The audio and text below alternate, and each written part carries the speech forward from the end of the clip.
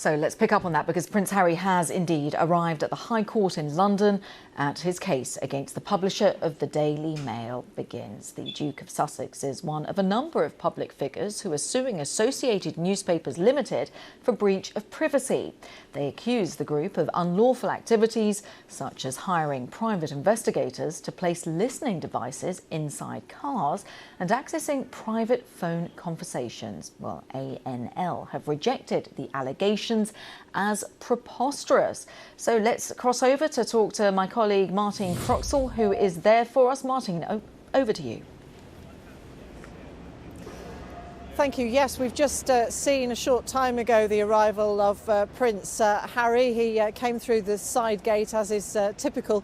Other claimants have also arrived as well. We're not expecting all 7 of them here, but they are drawn from, obviously, the royal family and the worlds of politics and entertainment. It could be a 9-week hearing. My colleague, our correspondent, Helena Wilkinson, is here at the High Court with me, and she's been following the ins and outs of this case, which has been going on for quite a few years. Helena, let's just start with the basics. Who are the claimants? So there are 7 claimants. You mentioned there Prince Harry, who arrived at court. You can see those pictures, arrived at court in the last 20 minutes or so ago. Some questions shouted at him by some of the photographers and camera crews who were there. He did wave a couple of times but didn't say anything as he went into the court building. So Prince Harry, the Duke of Sussex, is one of the 7 claimants. Baroness Doreen Lawrence, her son Stephen Lawrence, who was murdered. Elizabeth Hurley, she walked through the front of the building again in the last 40 minutes or so. Sir Elton John, his husband David Furnish, we haven't seen them here today. Also Sir Simon Hughes, former Liberal Democrat MP, and Sadie Frost, the actress as well. So 7 claimants in this case, and they allege breach of privacy against the publisher of the Mail, the Daily Mail, Associated Newspapers Limited. And what are they claiming that breach of privacy came from? What they're claiming, all 7 claimants, now there was a generic case that the claimants wanted to put forward that was struck out by the judge. So what we're going to see throughout this trial that's expected to go on for 9 weeks is each case, each article will be put forward by the claimants. Now what they say is that they were targeted by Associated Newspapers Limited, the publisher of the Daily Mail, using unlawful information gathering during a specified period of time. And then what they allege is that that information obtained, commissioned, they allege by the publisher, that information obtained resulted in articles published in Associated Newspapers.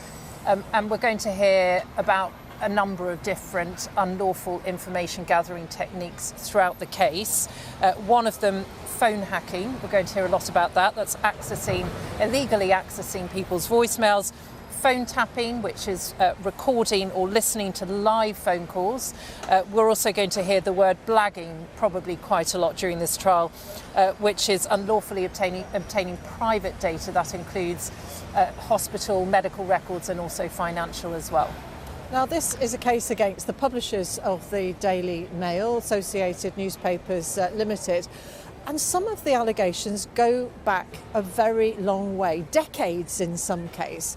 And the publisher tried to have this case stopped on the basis that the cases hadn't been brought within 6 years of the offences being committed, or realising that these events had taken place.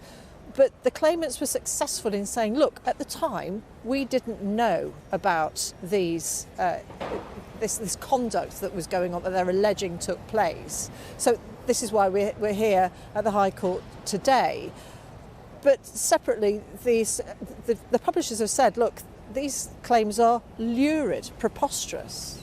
Yes, exactly. And as you rightly say, in privacy cases, in a case like this, and it will be a big issue in this trial, usually it's got to be brought within 6 years unless the alleged victim can prove otherwise. And so what we're likely going to see throughout the trial is the claimant side putting forward that some of the claimants saw articles in recent years that is going to be a big issue in the trial. But Associated Newspapers Limited, they are defending their journalism. A previous statement that they put out says that the claims are preposterous and without foundation, and it has previously said in its defence submission that the case brought by the Prince and others is an affront to hard-working journalists whose reputation and integrity, as well as those of Associated itself, are wrongly traduced. That is a statement from Associated Newspapers Limited. Just to say, we have journalists, of course,